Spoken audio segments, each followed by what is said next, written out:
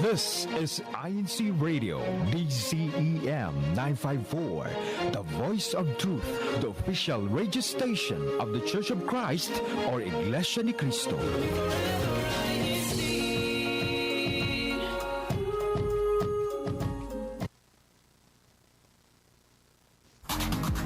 Hello. Hola. Bonjour. Konnichiwa. Ni hao. Ciao. Annyeonghaseyo. Mabuhay. Welcome to Washington State. Explore the sights. Discover new things.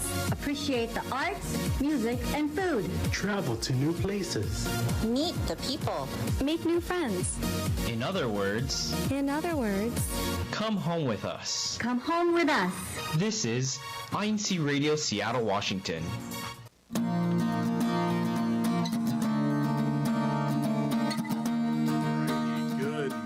Good afternoon and good evening to all of our listeners and viewers all around the world. My name is Brother Josh from the sometimes sunny, today pretty cloudy district of Washington State.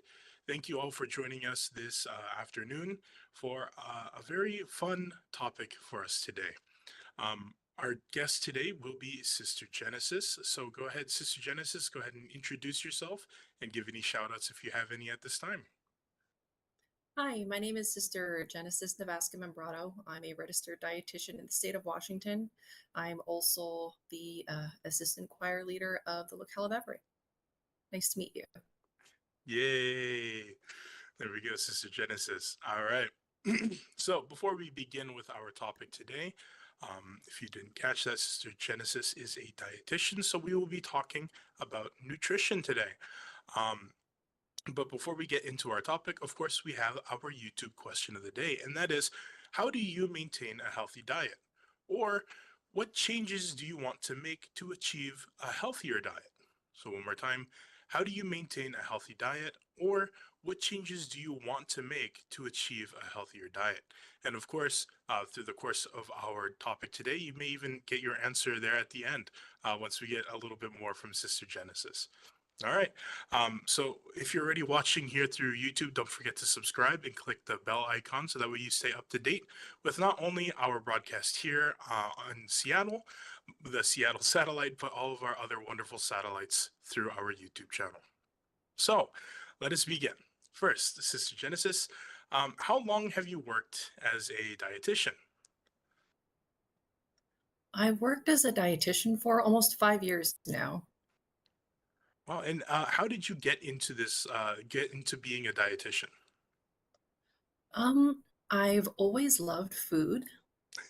In fact, I originally got a degree in baking and pastry, but when I started to kind of, I guess, fall out of love with that career, if you will, I decided I wanted to still be doing something in food, and I thought, why not be a dietitian?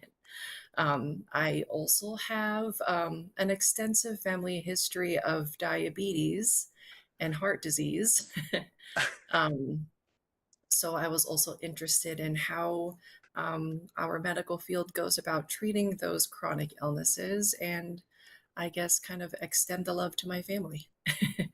I was about to say, yeah, that sounds about right, especially with a lot of Filipino families. So it's very amazing to hear that. There is one question I do have. Do you know what's the difference between a dietitian and a nutritionist? That's a really good question. A lot of people get that confused. Some people don't even know or haven't even heard of what a dietitian is. So a registered dietitian goes through a nationally accredited program. They go through an internship that they have to get accepted into. The national rate of acceptance is only 50% in the United States. Once you finish that program, you're able to take a national exam. Then once you pass, you are then a registered dietitian in the United States. And then you need to either get certified or licensed within your state to work in. A nutritionist, on the other hand, doesn't go through what is necessarily a accredited program. I believe they do have to at least take their master's in nutrition, and I think they do get some kind of certification. I haven't exactly, unfortunately, taken a closer look up on it, but in terms of the difference, registered dietitians are able to um, work medically with patients, whereas nutritionists are more along the lines of health coaches. So I myself could diagnose somebody with malnutrition and give nutrition related recommendations for various illnesses, but a nutritionist would not be licensed to do that. Okay. That's actually quite a lot to kind of go into. That's very interesting. Thank you for letting me know. Because even myself, I was like, what is the difference between a dietitian and a nutritionist, other than obviously the word, um, but nutrition and diet. So, what is it that you do as a dietitian, Sister Genesis? Um, I'd like to kind of, well, my this is the image of what I had in my head when I first became or first started going to school as a dietitian. You probably think that like I sit at a desk and talk to somebody else on the other side of that desk, and that person would tell me their like diet related issues and whatnot, and then I would give them advice. That's usually what people think of, and that is what a lot of dietitians do. They work outpatient or in clinics. Um, that's probably what a lot of dietitians do, actually, but I actually work inpatient, so for patients that are admitted to the hospital. So acute care, if you will. So what I do is I do still sit at a desk. um, I won't necessarily meet all of my patients face to face, though. I will screen my floors at the hospital. I look through every patient's profile and chart. I see whether or not somebody has lost a clinically significant amount of weight, or see if they are currently eating well during their stay at the hospital. If I see none of those things within the first 7 days, I probably won't see you. But if I see one or two of those things, then I will probably make it a point to chart on you and then see you if you're awake. All right. So a lot more involved than just sitting at a desk. That's always good. And every time the desk was brought up, I was like, can't avoid the desk. But so on a little bit more of a kind of opinion here for you. So what is your opinion on like fad diets? If there's any pros or cons to those kind of things. My opinion. uh, so in the short term, a lot of those fad diets do work. A lot of people do lose weight on them, but emphasis on the short term. What happens to a lot of people is that they go on these fad diets. The vast majority of them don't really include a balanced long-term solution that people can follow. So what people will do is they'll follow that diet, be really restrictive, they'll lose the weight, they will plateau, not see any more results, get tired of being on that diet, go back to the way that they were eating, and then regain the weight that they lost. And so, for a long-term solution, most fad diets don't work. However, there is some emerging research on some fad diets in terms of um, the longevity of them and the benefits that they actually might prove for certain various conditions. I see. I know for a while a lot of those who I kind of talked to, they were talking a lot about like different diets, like keto diet, paleo diet, everything like that. But like you said, like you had mentioned, a lot of the times it was they hit a plateau and they're like, okay, I'm done with it, and then they regain that weight. Um, I know kind of fluctuating between weight is bad for you. So, how, like, if you can go a little bit more into why diet is kind of connected to your overall wellness, that's kind of an important thing that I wanted to ask you.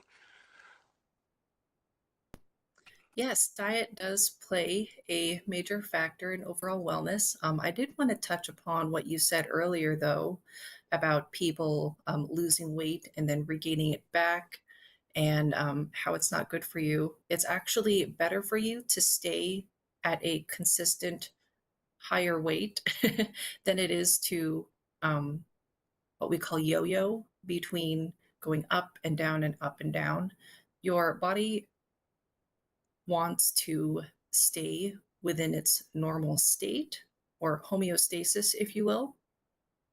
It likes being normal, if you will. And so, always stressing your body by losing and then gaining weight actually makes your health worse.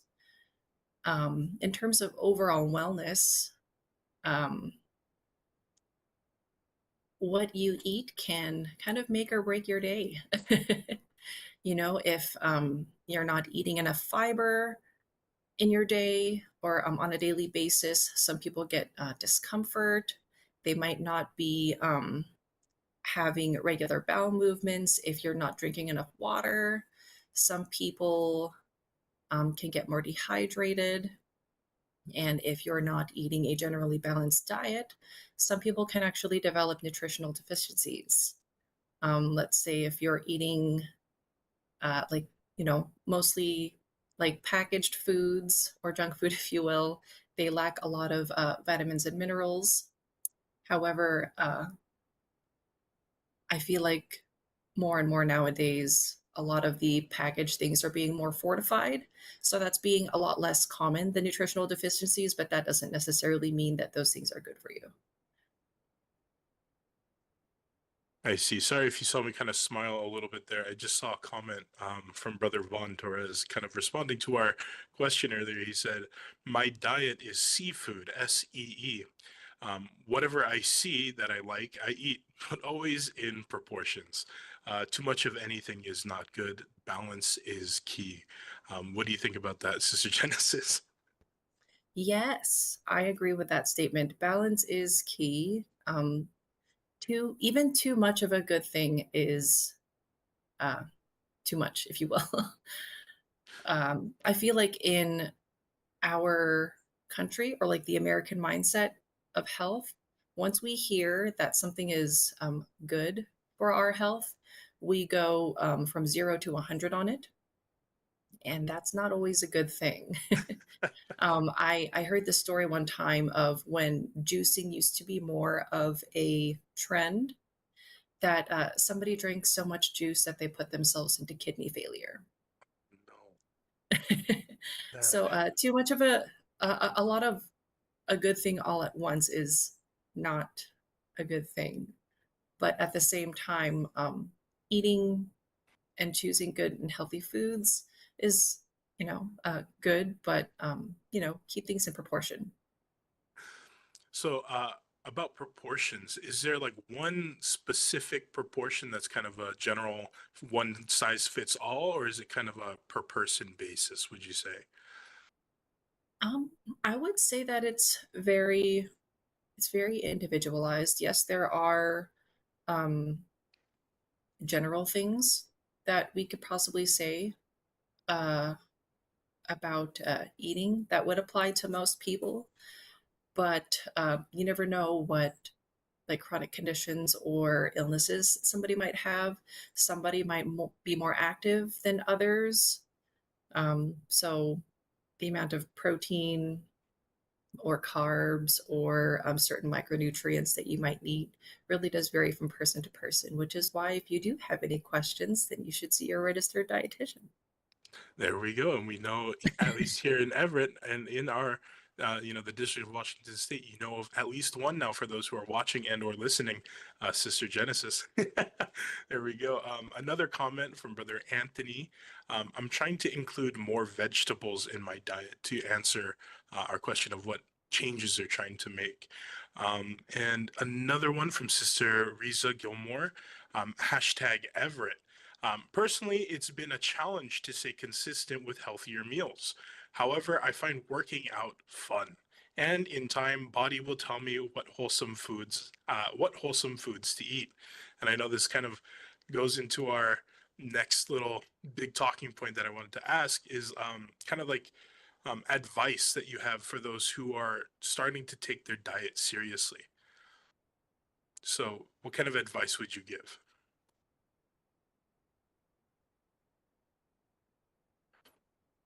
Oh, Sister Jess is just muted. Sorry. There we go. No, you're fine. Earlier we did talk about balance, and I feel like balance is key. And the general things that I was talking about that could apply to most people is having about a half plate of non-starchy vegetables, about a quarter plate of lean proteins, and a quarter plate of starches. And I did have a diagram that I wanted to show people. This is kind of, and this is not sponsored by any sort of organization. I actually happen to use this diagram at work to kind of give people a visual of what your average 9-inch sized dinner plate would look like. I say 9-inch sized dinner plate because that should be about the size of a standard meal. I know that they do make dinner plates larger than that, but again, keeping things within portion sizes. If you're a much taller person, then you might, you know, you might need a bigger size plate. But the average size dinner plate is about 9 inches in diameter. This diagram shows about a half a plate of vegetables. As you can see in that little blurb next to the green section, it says that potatoes and French fries do not count. So potatoes are America's favorite vegetable. However, they are a starchy vegetable and would actually fit into the whole grain or starch section of that plate. So the tan brown section. Non-starchy vegetables are going to be anything like broccoli, cabbage, cauliflower, kale, lettuce, tomatoes, carrots, radishes, those kinds of vegetables. Yeah, eat more vegetables. And whole grains are going to be anything like brown rice. I know a lot of people have a lot of strong feelings about brown rice. They do make brown rices better than others in certain stores. I found that some slight processing of the brown rice makes it a little bit more palatable. There's also whole wheat bread if you don't mind a brown sandwich. A bunch of other whole grains are readily available, like corn. Corn is indeed a grain. Corn is not a vegetable. You heard it here first. So earlier I mentioned that potatoes would also be in that section too, because they are a starchy vegetable. So potatoes, sweet potatoes, and winter squashes like butternut squash or kabocha squash, aka kalabasa, would fit into that category. Next, we have healthy proteins. So fish, poultry are typical leaner proteins that we like to promote. They typically have less saturated fat in their cuts. So red meats and such as pork and beef, probably not too many servings per week, and try to stay away from fattier cuts. Kind of save those for like celebrations, if you will. It also includes beans, nuts, seeds, and soy foods. Those could also be healthy protein options. And last but not least, fruit.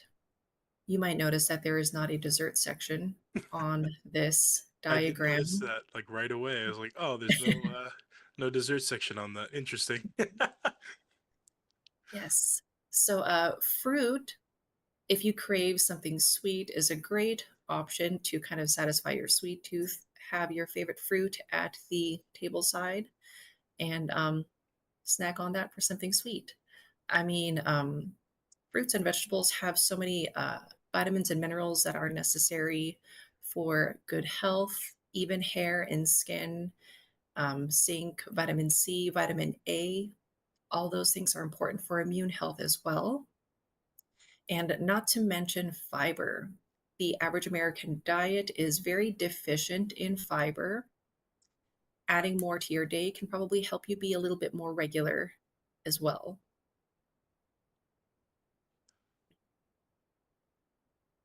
The first thing that I kind of was looking at with the plate, I was like, oh, if you look at the kind of like average, not just American plate, but also the Filipino plate, it would be half the plate is whole grains.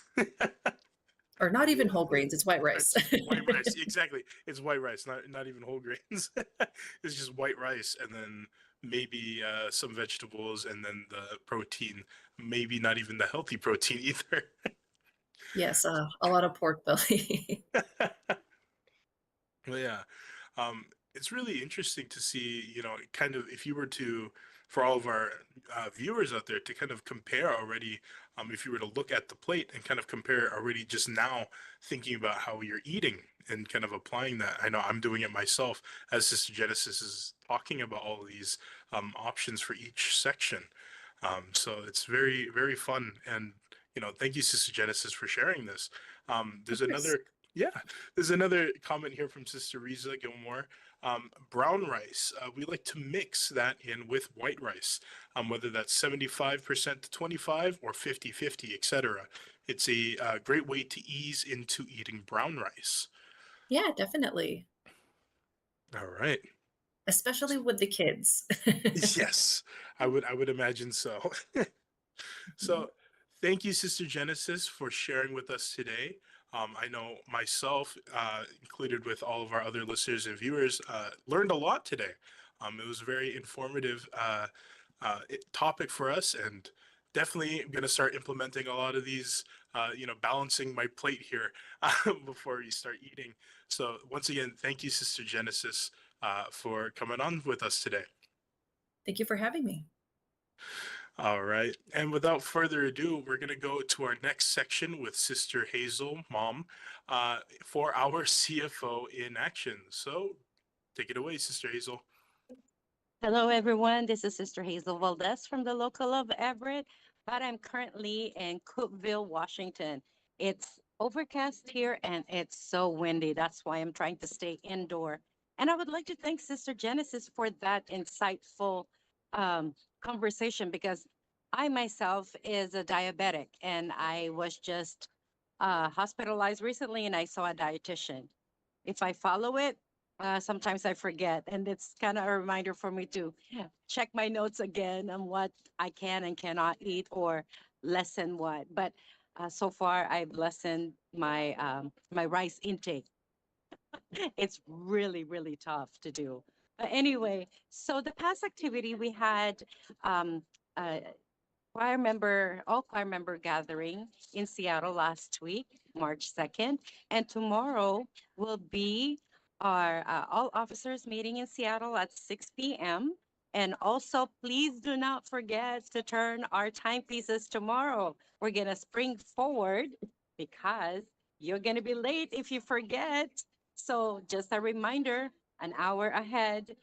So sleep an hour early so you're not going to lose an hour's sleep. Hopefully, hopefully you will be able to sleep earlier. So back to you, Brother Josh, my son. Thank you again, Sister Hazel, my mom. Also, a very great reminder on the spring forward. I know a lot of us, most of our phones, if not smartwatches, will go ahead and auto adjust for that. But for those who still, even myself, we have those digital or analog clocks around the house. Don't forget to set those forward.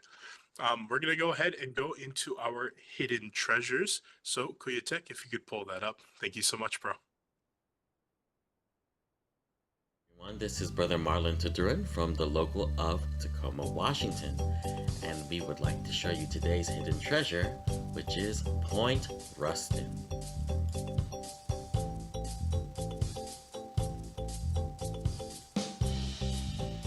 Point Ruston is a 97-acre waterfront neighborhood on the shores of the Puget Sound. It falls within two jurisdictions, the city of Tacoma and the town of Ruston in Pierce County, Washington.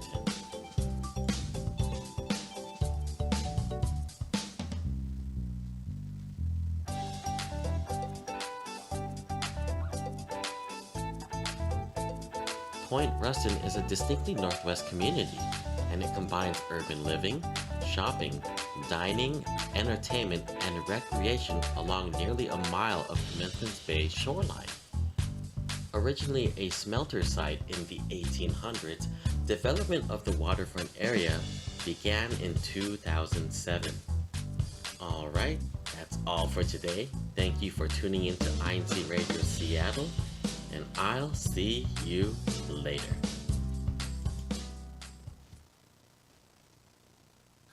All right, thank you, Brother Marlon, for that hidden treasure. Miss you, bro. Gonna see you soon. Hopefully tomorrow at the all officers meeting.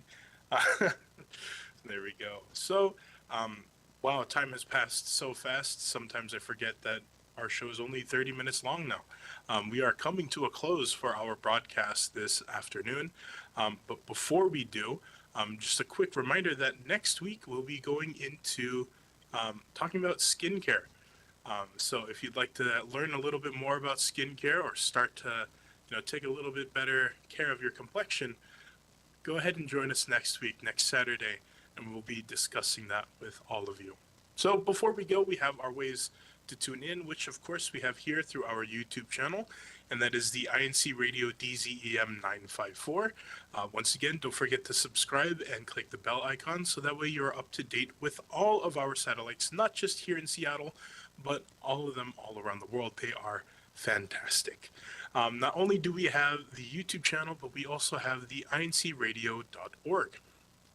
And with that, we'd like to say our special thank yous and shout outs, of course, to our Brother Eduardo Manalo, our Executive Minister, Brother Angelo Manalo, our SEBC President and CFO Coordinator, Brother Ramil Regino, our District Minister, Brother Relly Rivera, our Assistant District Minister, Brother Chris Valdez, our CFO Overseer, Brother Manly Andaya, our Executive Producer, the listeners, and last but definitely not the least, the INCRadio Tech Crew.